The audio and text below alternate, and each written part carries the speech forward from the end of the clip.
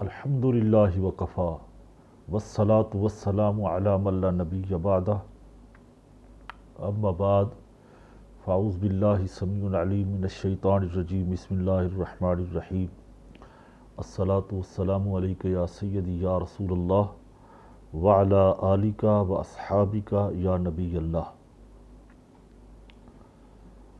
اللہ جل وعلا کی حمد و ثنا کے بعد اس کے پیارے رسول صلی اللہ تعالی علیہ وسلم پر لاکھوں کروڑوں درود و سلام، ازل سے لے کے ابد تک درود و سلام، ہر آن درود و سلام، رخ زیبہ مصطفیٰ صلی اللہ تعالی علیہ وسلم پر درود و سلام۔ ناظرین کرام، ہمارا پروگرام سیرت الانبیاء اللہ رب العزت کے فضل و کرم سے جاری ساری ہے۔ خدائے بزرگ و برتر کی بارگاہ میں دعا ہے کہ خدا تعالیٰ جس نیت اور اخلاص کے ساتھ یہ سلسلے کو شروع کیا ہے، خدا کرے کہ یہ سلسلہ جڑا رہے۔ خوش نصیب ناظرین کرام جو ہمارے پروگرام میں شامل ہوتے ہیں، سنتے ہیں، دیکھتے ہیں، سیکھتے ہیں۔ سیرت کے پروگرام سے کافی مواد ہوتا ہے، بہت کچھ سیکھنے کو ملتا ہے، سمجھنے کو ملتا ہے۔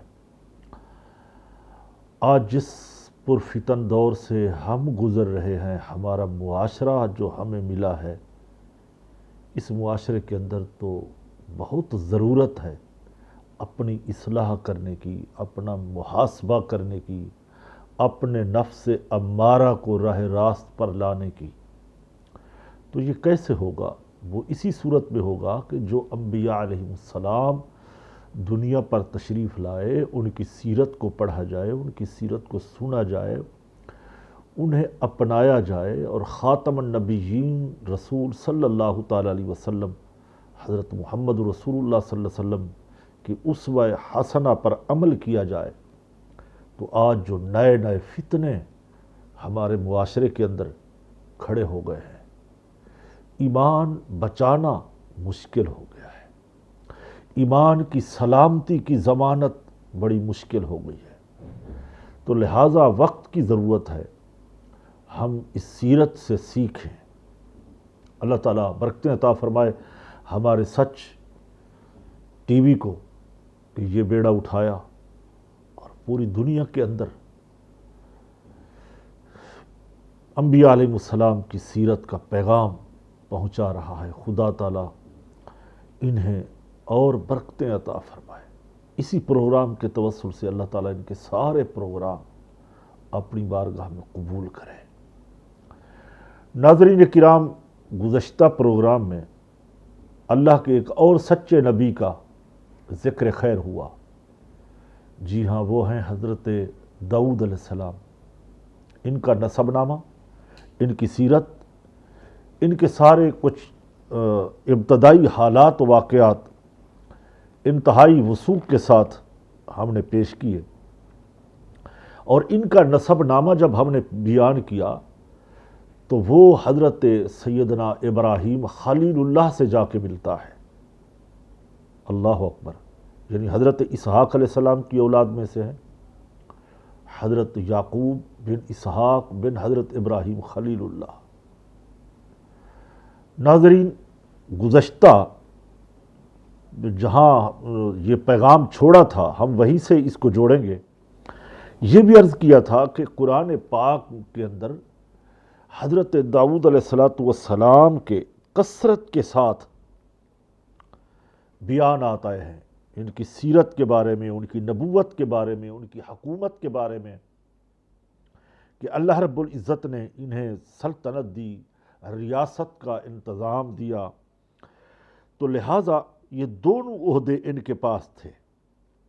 تو ہم نے تقریباً 6 سے 7 صورتوں کا انتخاب کیا جس کے اندر یہ سارا ذکر موجود ہے۔ حضرت داؤد علیہ السلام کا باقاعدہ سیاق و سباق کے ساتھ موجود ہے، اور ان آیاتوں کو اپنے اپنے وقت پہ جہاں جہاں بات چلے گی اس کو کوٹ کریں گے۔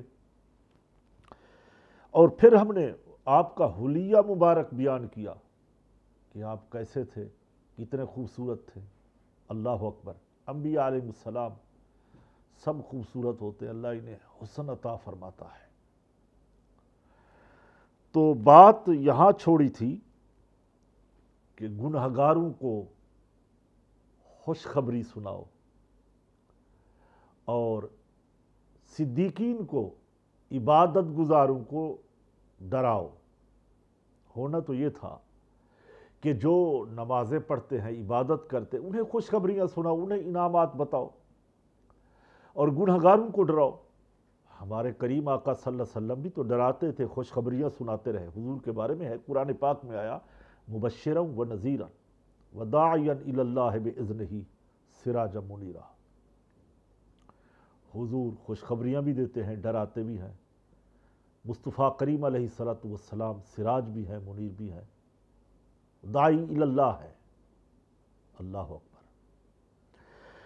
لہٰذا پھر حضرت داؤد علیہ السلام عرض کرتے ہیں بارگاہ خداوندی میں، مولا گنہگاروں کو خوشخبری کیسے دوں؟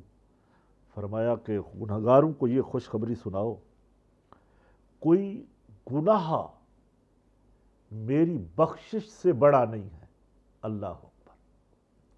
اللہ کی بخشش بہت بڑی ہے، اللہ کا فضل بہت بڑا ہے، اس کی رحمت بہت بڑی ہے۔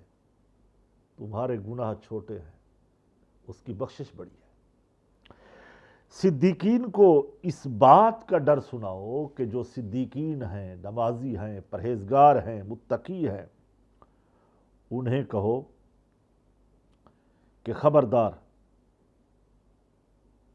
اس خوش فہمی میں نہ رہو کہ ہم عبادت گزار ہیں اور ہم نے جس سے بھی اپنی نعمتوں کا حساب لیا وہ تباہ و برباد ہو گیا۔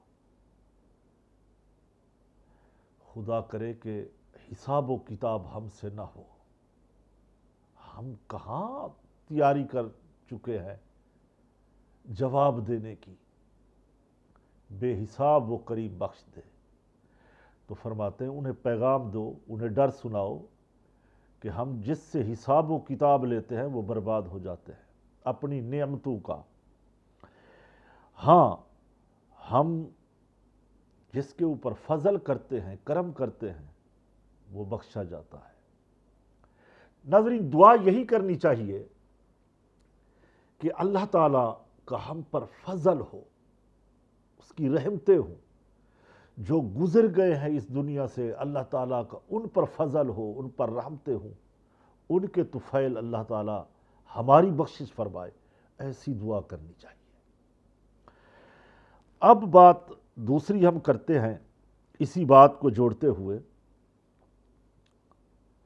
حضرت سیدنا عبداللہ بن حارث رضی اللہ تعالی عنہ سے مروی ہے، وہ فرماتے ہیں کہ اللہ تعالیٰ نے حضرت داؤد علیہ السلام کی طرف وحی فرمائی کہ اے داؤد، مجھ سے اور میرے بندوں سے محبت کرو، مجھ سے اور میرے بندوں سے، میری مخلوق سے محبت کرو اور میرے بندوں کے دل میں میرے لیے محبت پیدا کرو۔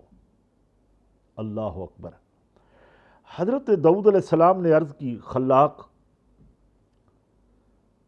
کہ بات سمجھ سے بالا ہے، اے میرے رب، میں تجھ سے تو محبت رکھتا ہوں، محبت کرتا ہوں، اور ہر اس شخص سے بھی محبت رکھتا ہوں جو تجھ سے محبت رکھتا ہو، جو تیرا بندہ ہو، مطیع ہو، فرما بردار ہو، اس سے بھی میں محبت رکھتا ہوں۔ لیکن میں تجھے کیسے اور تیرے بندوں کا محبوب بناؤں؟ ارشاد فرمایا کہ ان کے سامنے تم میرا ذکر کرو۔ اللہ اکبر۔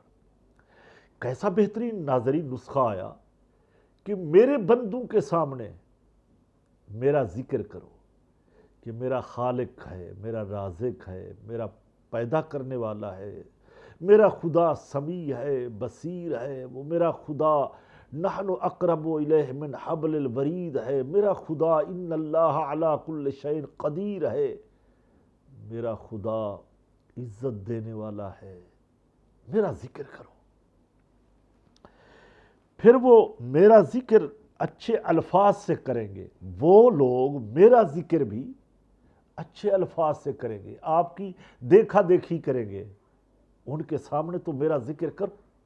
کثرت کے ساتھ میرا ذکر کرو کہ میرا خدا اتنا بڑا طاقتور ہے، وہ وحدہ ہے، اس کا کوئی ثانی نہیں ہے، وہ بے نیاز ہے۔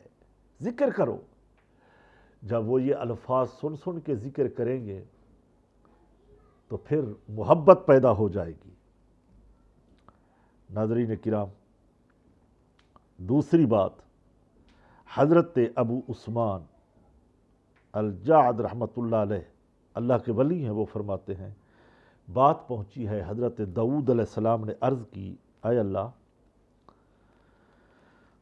خلاق، میرے لیے خالص تیری رضا کے لیے غم زدہ کی تعزیت کروں، یا کوئی بھی تعزیت کرے کسی غم زدہ کے، دکھڑے بانٹے، دکھ درد بانٹے، اس کی جزا کیا ہے؟ حل جزاء الاحسان۔ مولا میں جزا کے بارے میں پوچھنا چاہتا ہوں، معلومات لینا چاہتا ہوں، تیری مخلوق میں سے جو خالص تیری رضا کے لیے کسی غمگین کے پاس بیٹھ جائے، کسی ٹوٹے ہوئے دل والے کے پاس بیٹھ جائے، اس کے دکھ درد میں شریک ہو جائے، اس کے غموں کو کم کرے، مولا میں پوچھنا چاہتا ہوں تو اس کی جزا کیا دے گا؟ ارشاد فرمایا، میں اسے لباس تقوی پہناؤں گا، اللہ اکبر، اسے متقی بنا دوں گا، پرہیزگار بناؤں گا، اسے تقوی کا لباس پہنا دوں گا۔ سبحان اللہ۔ جس کو اللہ جل وعلا تقوی کا ناظرین لباس پہنائے، میرا خالق رازق، بھلا اس تقوی والی قمیض کو، لباس کو کون اتار سکتا ہے؟ مطلب یہ ہے کہ اللہ تعالیٰ جسے عزت دے، وہ لباس تقوی کا پہنا دے، وہ تو صرف اللہ سے محبت کرے گا، اللہ سے ڈرے گا، اللہ کی مخلوق کے ساتھ پیار کرے گا۔ یہ جزا کس کے لیے ہے؟ یہ اس کے لیے ہے جو کسی غمگین کے ساتھ بیٹھے اور اس کے غم میں شریک ہو جائے، اس کی عیادت کرے، یہ اس کی جزا ہے۔ ناظرین، یہاں وقت ہوتا ہے ایک مختصر بریک کا، آپ ہمارے ساتھ رہیں گے انشاءاللہ۔ اس کے آگے جو باتیں آ رہی ہیں، جزا و سزا کا، انعامات کی بارش ہو رہی ہے، ہم اپنے ناظرین کے وہ بھی انشاءاللہ ضرور نظر کریں گے۔ ملتے ہیں مختصر بریک کے بعد۔ ایک بار پھر پروگرام سیرت الانبیاء میں ہم اپنے محترم محتشم ناظرین کو خوش آمدید کہیں گے۔ بریک سے پہلے جزا کی بات ہو رہی تھی۔ دوسری بات، حضرت داؤد علیہ السلام نے عرض کی کہ مولا جو خالص تیری رضا کے لیے کسی مسلمان کے جنازے کے ساتھ چلے، یا جنازے میں شریک ہو، یا چلنے والے کے ساتھ چلے، تو اس کی جزا کیا ہے؟ یعنی کوئی فوت ہو جاتا ہے محلے میں، علاقے میں، مومن مسلمان اس کے جنازے میں شریک ہوتے ہیں، تیری رضا کی خاطر کہ اللہ کا بندہ تھا، اللہ کی مخلوق تھی، مسلمان تھا۔ مسلمان کے جنازے کا احترام ہے، جنازہ آئے، بیٹھے ہو تو کھڑے ہو جاؤ، چل رہے ہو تو رک جاؤ۔ پوچھا مولا اس کی جزا کیا ہے؟ ارشاد فرمایا، میرے پیغمبر، میں اس کے جنازے کے ساتھ فرشتوں کو چلاؤں گا۔ اللہ اکبر۔ جو میری رضا حاصل کرنے کے لیے میرے بندے کے جنازے میں شریک ہوگا، اس کے جلوس میں چلے گا۔ ناظرین، ہمارے ہاں ایک بہت بڑا فقدان یہ ہے کہ وقت کی بڑی قلت ہے۔ اگر وقت ہوتا بھی ہے ہم توجہ نہیں دیتے، جنازے میں شریک ہوتے ہیں، جنازہ پڑھا، ابھی جنازہ اٹھا کے جاتے نہیں، ہم پہلے جنازے کو چھوڑ کے واپس روانہ ہو جاتے ہیں۔ یہ خلاف سنت ہے، خلاف شرع ہے۔ شریعت کا حکم کیا ہے؟ شریعت یہ کہتی ہے کہ جب جنازہ ہو جائے تو جنازہ اٹھایا جائے، جنازے کو کندھا دو، سب سے پہلے میت کے ورثاء کندھا دے، اس کے بیٹے، اس کے بھائی، اس کے عزیز رشتہ دار، اس کے بعد دوست احباب، پھر عام مسلمان۔ پھر 40 قدم 7 قدم طاق 3 قدم جنازے کے ساتھ چلیں اور کندھے بدلتے رہیں، آگے سے شروع کریں پیچھے کی طرف جائیں، اور اس جلوس کے ساتھ جہاں اگر کندھا نہیں دینا، بیمار ہے، کوئی مسئلہ ہے، تو وہاں انتظار کرے، وہ جنازہ لے کے چلے جائیں پھر یہ روانہ ہوں۔ اس میں جلدی نہیں کرنی چاہیے، ورنہ اجر و ثواب ضائع ہونے کا اندیشہ موجود ہے۔ علی ھذا القیاس اس کے بعد فرمایا کہ جو بندہ میری رضا کی خاطر کسی کے جنازے میں شریک ہوا، جب وہ مرے گا، فوت ہوگا، دنیا سے جائے گا، دنیا کو بدلے گا، دنیا چھوڑے گا، کل نفس ذائقۃ الموت، موت کا ذائقہ چکھے گا، پھر ہم کیا کریں گے؟ ہم اپنے فرشتوں کو بھیجیں گے کہ جاؤ اس کے جنازے میں، یہ ہر کام میری رضا کے لیے کرتا تھا، میری رضا کو تلاش کرتا، تم جاؤ آج اس کے جنازے میں شریک ہو جاؤ۔ اللہ اکبر۔ ناظرین، جس کے جنازے میں ملائکہ نازل ہو جائیں، شریک ہو جائیں، وہ جنازہ کتنا عزت والا ہوگا، احترام والا ہوگا، وہ بخشا ہوا جنازہ ہوگا۔ میرا ایمان کا یہ کہتا ہے جس کے جنازے میں فرشتے نازل ہو جائیں اور جتنے مومن جنازے میں شریک ہوں گے، اللہ تعالیٰ ان کی بھی بخشش فرما دے گا۔ کچھ جنازے ناظرین ایسے ہوتے ہیں جو لوگوں کو بخشوا دیتے ہیں۔ فرمایا ہم اس کو پھر فرشتوں کو چلاؤں گا اور عالم ارواح میں اس کی روح پر اللہ فرماتا ہے میں رحمتیں بھیجوں گا۔ اللہ اکبر۔ وہ کریم تیرے کرم کے فیصلے، وہ بے نیاز تو کیسے فضل کرتا ہے، جو میری رضا کی خاطر۔ ہم تو پہلے دیکھتے ہیں کہ جنازہ کس کا ہے، امیر کا ہے، غریب کا ہے، اچھے کا ہے، برے کا ہے، پھر انتخاب کرتے ہیں کاش کہ اللہ کی رضا کے لیے ہم شریک ہوتے ہیں۔ مسلمان کا جنازہ ہے، شریک ہو جائیں۔ فرمایا ہم اس کو عالم ارواح میں جب اس کی روح آئے گی، ہم اس کو رحمتوں کے گجرے بھیجیں گے، رحمتوں کے گلدستے پیش کریں گے۔ اللہ اکبر۔ سلام ہو ایسی روح کو، سلام ہو ایسے بندے کو جو اللہ کی رضا کی خاطر ساری زندگی اللہ کی رضا کو ڈھونڈتا رہا اور رضا مولا پہ یہ کام کرتا رہا۔ سبحان اللہ۔ ناظرین، پھر حضرت داؤد علیہ السلام اور آگے چل کے پھر خالق سے سوال کرتے ہیں، مولا ایک بات پھر اور پوچھنا چاہتا ہوں، اے اللہ، خالص تیری رضا کے لیے یتیموں اور مسکینوں کا سہارا بننے والے کی جزا کیا ہے؟ اللہ اللہ اللہ اللہ اللہ۔ ناظرین کرام، بڑا روح پرور ذکر ہو رہا ہے سیرت داؤد علیہ السلام کے اندر۔ مولا میں یہ پوچھنا چاہتا ہوں، یتیم مسکین، اللہ، یتیم کون ہے؟ مردوں میں، انسانوں میں جس کا باپ مر جائے، بچے نابالغ ہوں، وہ یتیم کہلاتا ہے۔ بیٹیاں یتیم ہو جائیں، بیٹے یتیم ہو جائیں۔ جانوروں میں جس کی ماں مر جائے، اس کے بچے وہ یتیم ہوتے ہیں۔ اسی طرح پرندوں کا حکم ہے جس کی ماں مر جائے۔ انسانوں میں یہ حکم ہے جس کا باپ مر جائے۔ یہاں یہ قید نہیں لگائی کہ مسلمان باپ مر جائے، بس صرف اتنا پوچھا مولا، جس کا باپ مر جائے، یتیم ہو، مسکین ہو، اللہ کی رضا کے لیے ان کی خدمت کی جائے، ان کی کفالت کی جائے، اس کی جزا کیا ہے؟ فرمایا کہ داؤد، جس روز میرے عرش کے سائے کے علاوہ کوئی سایہ نہیں ہوگا، عرش الہی کے علاوہ کسی اور چیز کا سایہ نہیں ہوگا، اسی دن اس بندے کو جس نے مسکینوں کی، یتیموں کی کفالت کی ہوگی، سہارا بنا ہوگا، ہم اپنے عرش کا سایہ اسے عطا کریں گے۔ اللہ اکبر، اسے اپنے عرش کا سایہ دیں گے جس دن۔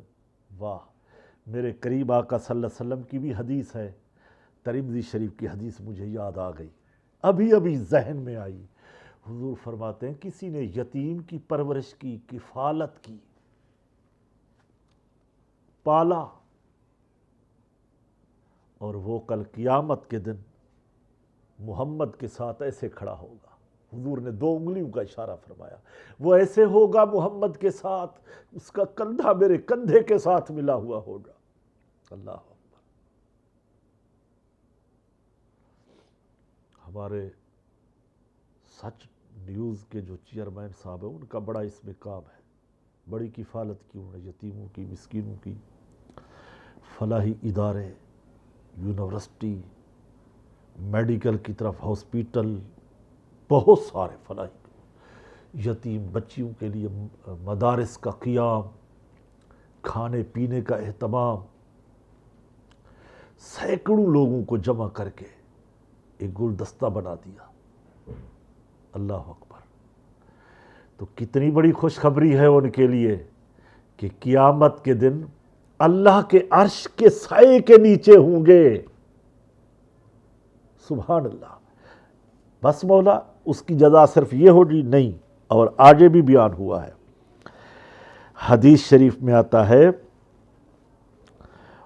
حضرت داؤد علیہ السلام کو فرمایا کہ عرش کا سایہ ہوگا، تو پھر اس کا چہرہ جہنم کی گرمی سے ہم بچائیں گے۔ اللہ، ناظرین، جس کا چہرہ، جس کی آنکھیں جہنم سے بچ جائیں، گرمی سے بچ جائیں، انشاءاللہ اللہ اس سارے وجود کو جہنم سے بچا لے گا۔ یہ ہے سیرت داؤد کا پیغام کہ اللہ کی مخلوق کے ساتھ جڑے رہو، اللہ کی مخلوق کی مدد کرو، یتیموں کے سر پہ ہاتھ پھیرو، انہیں دست شفقت رکھو، خود بعد میں کھاؤ، یتیموں کو پہلے کھلاؤ، خود بعد میں پیو، یتیموں کو پہلے پلاؤ۔ سبحان اللہ۔ یہ تو عام یتیموں کی بات ہے، جس نے در یتیم کی کفالت کی ہوگی، میری مراد رسول خدا صلی اللہ تعالی علیہ وسلم، کفالت کون کرنے والے؟ حضرت ابو طالب۔ سبحان اللہ۔ اس کا اجر و ثواب کتنا بڑا ہوگا جو کسی پیغمبر کی کفالت کرے۔ حضور کی تو والدہ بھی فوت ہو گئی صلی اللہ علیہ وسلم، والد بھی فوت ہو گئے، در یتیم۔ پھر عرض کی، مولا ایک اور مسئلہ پوچھنا چاہتا ہوں، جو تیرے خوف اور خشیت سے روئے، اس رونے والے کی جزا کیا ہے؟ یعنی تیرے خوف کی وجہ سے، تیری محبت میں آ کے آنسو، اس کے روتے روتے آنسو نکل آئے اور وہ رو پڑے، اس کی جزا کیا ہے مولا؟ خالق ارشاد فرماتے ہیں کہ بڑی گھبراہٹ کے دن میں اسے امان دوں گا، جس دن لوگ گھبرا رہے ہوں گے۔ اللہ اکبر۔ اس دن گھبراہٹ کتنی بڑی ہوتی ہے، گھبراہٹ اتنی بڑی ہوتی ہے کہ گھر میں گھبراہٹ شروع ہو جائے، دروازہ کھول کے باہر چلے جاتے ہیں کہ گھبراہٹ ہو رہی ہے، ہوا میں چلے جاتے ہیں۔ قیامت کے دن جب گھبراہٹ ہوگی، کس سرجن کے پاس جائیں گے، کس ہارٹ والے ڈاکٹر کے پاس جائیں گے کہ گھبراہٹ ہو رہی ہے، جان نکل رہی ہے؟ وہ دن گھبراہٹ کا ہوگا، آواز آ رہی ہوگی، لمن الملک اليوم للہ الواحد القہار۔ آج بتاؤ کس کی سلطنت ہے، کس کی حکومت ہے؟ آج اس قہار و جبار کی ہے۔ سب زبانیں خشک ہوگی، گھبراہٹ جاری ہوگی۔ اللہ اکبر۔ فرمایا جو میرے خوف سے تنہائی میں روتا تھا، غلبہ تھا میرے خوف کا اس کے اوپر۔ ہم کیا کریں گے؟ اس دن ہم گھبراہٹ اس سے دور کر دیں گے، اس دن اسے امان دیں گے، اسے خوشی عطا کریں گے۔ تنہائی میں رونے والے، فرمایا جو اللہ کے خوف سے جو آنکھ روتی ہے اس کو میرا مالک جہنم کی آگ سے بچا لے گا۔ ناظرین، خدا کرے کہ ہماری آنکھیں جو روتی ہیں وہی آنکھیں بن جائیں جو خوف الہی سے روتی ہیں تنہائی میں۔ یقیناً اگر مفتی احمد یار خان نعیمی رحم اللہ فرماتے ہیں مشکات کی شرح میں، میرات المناجم ارشاد فرماتے ہیں، اگر آنکھ بچ گئی، خوبصورت بات لکھی، تو انشاءاللہ قریب ہے کہ پورا جسم ہی جہنم سے بچ جائے۔ پھر فرمایا آج ہم اسے جہنم کی گرمی سے بھی محفوظ کر دیں گے،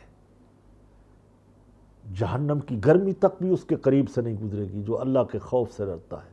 ناظرین، یہاں وقت ہوا ہے بریک کا، انشاءاللہ ملتے ہیں مختصر وقفے کے بعد۔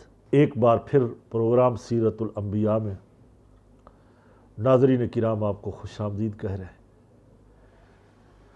ضرور وہ اسی بات کو جوڑیں گے جہاں سے خوف خدا کی بات چل رہی تھی۔ خوف خدا یہ عطیہ خداوندی ہوتا ہے۔ جو دل صاف ستھرے ہوتے ہیں، پاک ہوتے ہیں، اللہ کے خوف سے ڈرتے ہیں، ان کے پاس حیا ہوتی ہے، شرم ہوتی ہے، پھر وہ ایسے پاکیزہ ہو جاتے ہیں کہ حیاتاً طیبہ، کہ ہم اسے پاکیزہ زندگی عطا کر دیں گے۔ دنیا سے جائیں گے بھی پاک، دنیا میں رہیں گے بھی پاک۔ ایسے لوگ جب جاتے ہیں دنیا سے، زمین بھی روتی ہے، آسمان بھی روتا ہے، سمندر کی مچھلیاں دعا کرتی ہیں، مولا بڑا نیک تھا، عارف باللہ تھا، عاشق رسول تھا، فنافی شیخ تھا، تیری رضا کے کام کرتا تھا، مسکینوں یتیموں کا خیال رکھتا تھا۔ اب آئیے ناظرین، حضرت داؤد علیہ السلام کی عبادت اور ریاضت کو دیکھتے ہیں کہ آپ کی عبادت کیسے تھی، تاکہ ہمارے ناظرین اور ہم خود سیکھیں۔ ان کی عبادت اور ریاضت کو دیکھ کے ہمیں اپنی عبادت میں شوق بڑھے، عبادت کرنے کا ذہن مل جائے۔ علماء فرماتے ہیں، کتابوں کے اندر آیا کہ حضرت داؤد علیہ السلام عبادت اور ریاضت میں بھی انتہائی ایک اعلیٰ مقام رکھتے تھے۔ حضرت ابو دردہ صحابی رسول ہے رضی اللہ تعالی عنہ، فرماتے ہیں کہ نبی کریم علیہ السلام، ترمذی شریف بخاری شریف کی حدیث کوٹ کر رہا ہوں، جب حضرت داؤد علیہ السلام کا حضور رحمت عالم تذکرہ کرتے تو فرماتے وہ بہت عبادت گزار انسان تھے۔ حضرت داؤد علیہ السلام بہت عبادت گزار انسان تھے، اللہ کی عبادت کرتے۔ آپ علیہ السلام کے روزے نماز کے بارے میں حضور رحمت عالم صلی اللہ علیہ وسلم، بخاری شریف کی حدیث ہے، حضور پر نور ارشاد فرماتے ہیں کہ اللہ تعالیٰ کو حضرت داؤد علیہ السلام کے نفلی روزے سب روزوں سے زیادہ پسند تھے، یعنی سال بھر روزے، ایک دن افطار، ایک دن روزہ، ایک دن چھٹی، ایک دن روزہ۔ اللہ اکبر۔ تو فرمایا کہ اللہ تعالیٰ کو ان کے جو نفلی روزے تھے، بھوکا پیاسا رہنا، وہ اللہ کو بہت بڑے محبوب تھے، پسند تھے۔ حضور رحمت عالم صلی اللہ علیہ وسلم فرماتے ان کا طریقہ یہ تھا کہ ایک دن روزہ رکھتے اور ایک دن چھوڑ دیتے تھے۔ حضرت داؤد علیہ السلام کی نفلی نماز سب نمازوں سے اللہ کو زیادہ محبوب تھی، پسند تھی۔ نماز کیسے پڑھتے؟ فرمایا وہ رات کے آدھی رات تک سوتے، رات کا پہلا حصہ وہ سوتے، آدھی رات میں پھر کھڑے ہو جاتے مصلی بچھا کے، قیام میں کھڑے ہو جاتے، رکوع میں، سجدے میں، پھر ایک تہائی رات وہ عبادت کرتے، پھر رات کا تھوڑا سا چھٹا حصہ رات کا پھر آرام فرماتے۔ یہ ان کی عبادت تھی، یہ ان کی ریاضت تھی۔ سبحان اللہ، کیسے کمال کے انسان تھے، کیسی پاکیزہ روح تھی نبی اللہ کے، رسول اللہ کے۔ کس طرح میرے خالق نے نواز دیا ان کو، چن لیا، اپنے مقبول بندوں میں شامل کر لیا، انبیاء میں شامل فرما لیا۔ یہ تو حضرت داؤد علیہ السلام کی خود کی عبادت کا ذکر ہے، ذرا ان کی اہل بیت کی عبادت کو بھی دیکھ لیں، ان کے گھر والوں کی عبادت کا بھی ذکر کریں کہ گھر میں عبادت کا چرچا کیسا تھا، اپنے گھر والوں کے اوپر کس طرح وہ عبادت میں ان کا ذوق بناتے، ذہن دیتے، شب بیداری کرتے۔ علماء فرماتے ہیں، ابن ابی شیبہ کے اندر حدیث موجود ہے، بخاری میں ہے کہ حضرت داؤد علیہ السلام اپنے اہل خانہ کو بھی مشغول عبادت کیا کرتے تھے۔ چنانچہ حضرت ثابت بنائی رحمۃ اللہ علیہ فرماتے ہیں کہ ہمیں داؤد علیہ السلام کے بارے میں خبر پہنچی ہے کہ آپ نے نماز کو اپنے اہل و عیال پر یوں تقسیم کر رکھا تھا کہ دن اور رات کے ہر حصے میں آپ کے گھرانے کا کوئی نہ کوئی فرد مشغول عبادت رہتا۔ اللہ اکبر، کتنی بڑی بات ہے۔ یعنی گھر کے جو افراد تھے، بیویاں تھیں، بچے تھے، پوتے تھے، پوتیاں، ان کو 24 گھنٹے میں، دن اور رات میں، اس گھر کے اندر کوئی نہ کوئی اللہ کی عبادت میں مشغول رہتا۔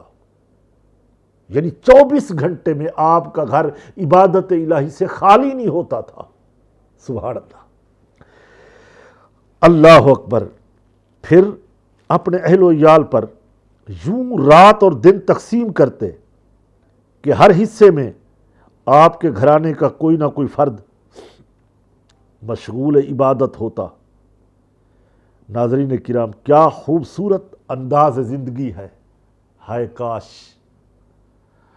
ہم بھی اسی چیز کو اپنا لیں، اپنے گھر میں اپنی فیملی کو، اپنے بیٹوں کو، بیٹیوں کو عبادت گزار بنائیں، اپنی آنکھیں ٹھنڈی کریں۔ اولاد نیک صالح ہوتی ہے تو ماں باپ کی آنکھیں ٹھنڈی ہوتی ہے، اولاد متقی پرہیزگار ہوتی ہے تو ماں باپ کا ترہ امتیاز بڑھتا ہے۔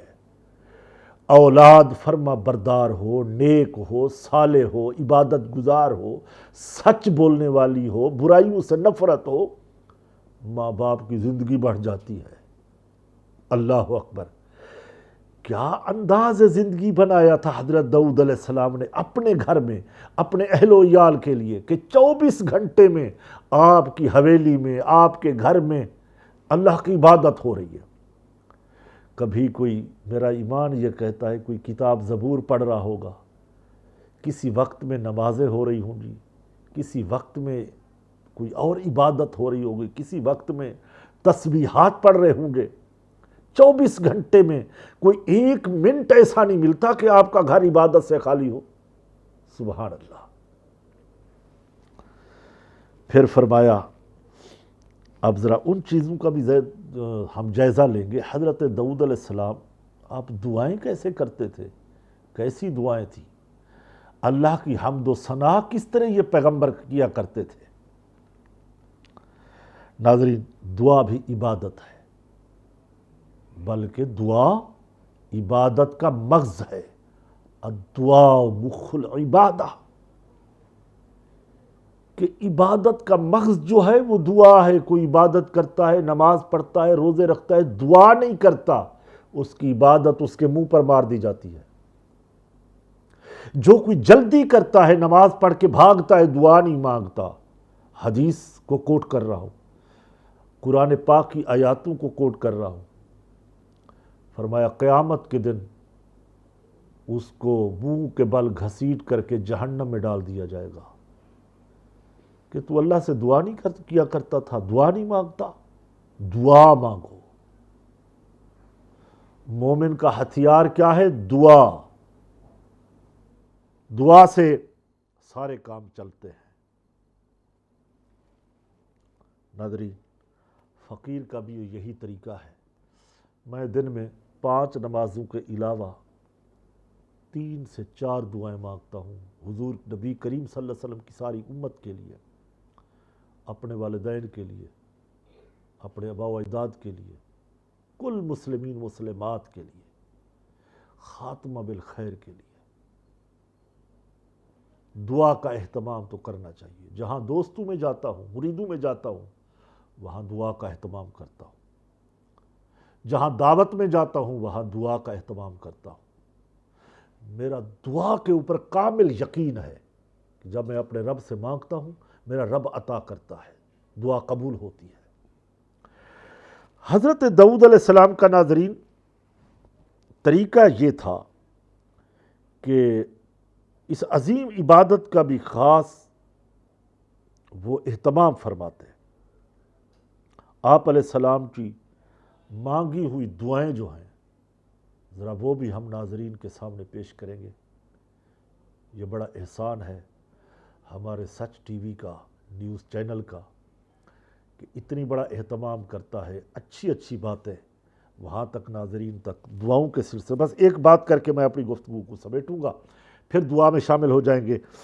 دعا فرماتے پہلی بات یہ ہے، اللہ تو پاک ہے، تو میرا رب ہے، عرش کے اوپر تیری ہی سلطنت بادشاہی ہے، تو نے آسمانوں اور زمین میں موجود ہر چیز کو اپنی خیشیت لازم کر دی ہے، تیری مخلوق میں قدر و منزلت کے اعتبار سے وہی زیادہ تیرے قریب ہے جو زیادہ تجھ سے ڈرتا ہے۔